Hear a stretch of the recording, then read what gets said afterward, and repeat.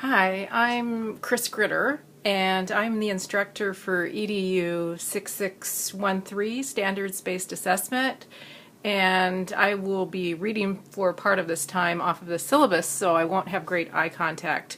But basically I want to go over some of the important aspects of the syllabus for this class, and then talk about the first two assignments. So this is EDU 6613 Standards-Based Assessment, summer of 2014, and this class, the duration of this class is from June 23 to August 15th.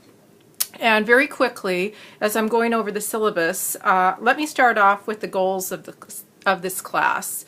The primary goals of this class are to give you a sense of assessment vocabulary and conversations around assessment.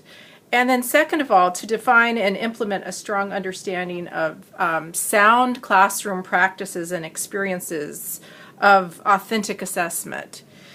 There are three guiding questions for this course, and they seem simple, but they're pretty profound when it comes to teaching. The first question is, where am I going in terms of instruction? And of course, to understand that, you need to know where you want students to go and what they already know, so you don't cover information that they already know.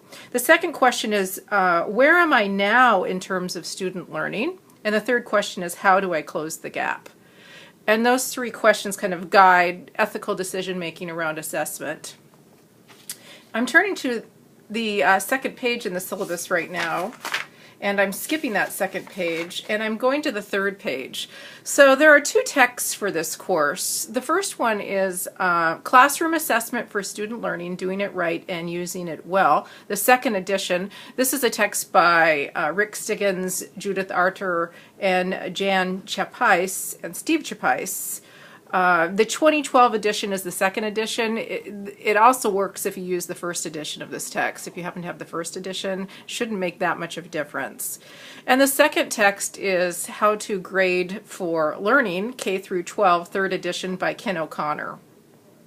So as far as grading goes, this is on the third page, there will be 5 modules for this class that are worth 15% of your grade each.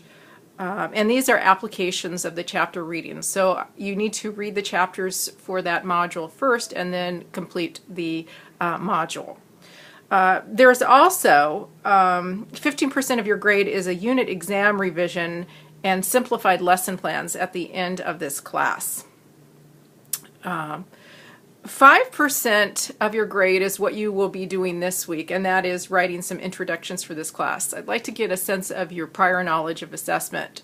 I know that some of you know a great deal about assessment, and some of you who are pre-service teachers may not know much at all about assessment. And then 5% of your grade will be designing an initial unit exam, and this could be an exam that you already have in your archives that you've used to assess unit knowledge. So I'll be talking about that in just a minute.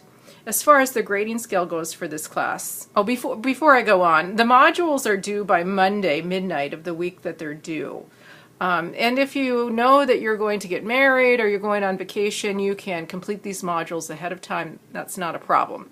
In fact, if it's a major life event, you can complete the modules the next week, and that shouldn't be a problem either. I don't mind going back and grading a few after the fact, but I just don't want everyone to get in the habit of turning things in a week late. So modules are due by the Monday midnight of the week they're due. The assignment for week 1 is due on June 30th, and then the initial unit exam is due July 7th. So the grading scale. To get an A, your percentage for this class should be between a 94% and 100%. An A minus is between 90 to 93%, etc. At the end of this quarter, I'll ask you to evaluate this class on a banner to let me know what worked and what didn't work, and I appreciate your evaluations, so thank you for that. You can read at the bottom of page 3 a little bit about my background.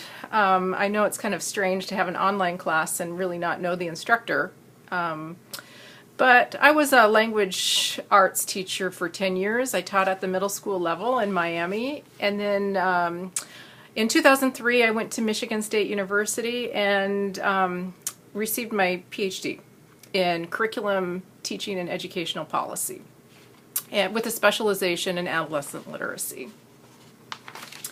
So I'd like to talk to you now about the first two assignments.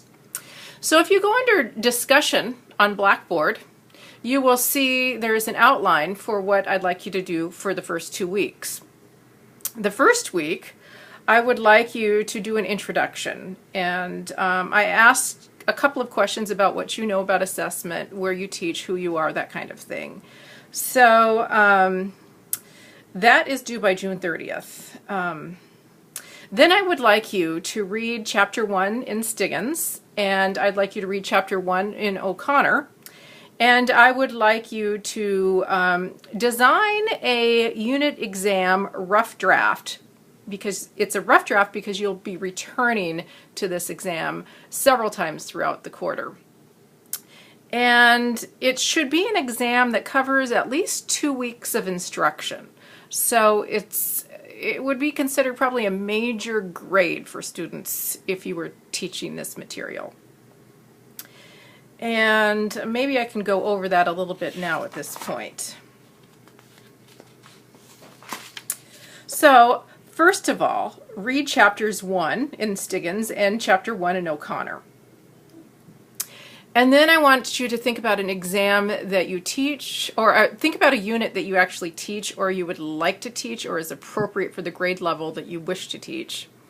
And I would like you in your own words to place some learning targets around that information. At the end of that unit, what do you want students to know? And the list of learning targets shouldn't be too long, maybe 3 to 5 for 2 weeks of instruction, but I want you to place these learning targets in your own words. And they can be stated as I can statements, or they can be stated as questions that you want students to ask by the end of the unit. What you don't want to do is use state or Common Core standards, because you're going to do that in another module where you will investigate what the official source is. But what I would like you to know, I want you to be actually authentic in terms of learning targets. What do you want students to know by the time that you've taught this unit? Then you can compose an exam that aligns with these learning targets. And this can be an exam that you've already drafted. It can be an exam that has been produced by a publishing company like Prentice Hall, and you use it because you actually teach the information that's on this kind of proscribed exam. That's fine. You can use a published exam, but you need to make sure that it's actually authentic and maps onto your learning targets. And then I have 6 questions that I want you to respond to after you have finished this exam. And you'll have to go back to the exam and highlight certain things or bold certain things based on your learning targets. If you have any questions at all with this assignment, email me. I'm happy to help you out. I should let you know, the first week in July, I will be going on vacation for 5 days. So I will be checking my email every night, but I won't be doing a whole lot of grading during that week. I hope this is enough explanation for the first 2 assignments. Let me know if it isn't. If you have any questions, I'll post it under announcements. And I look forward to meeting you virtually throughout this quarter.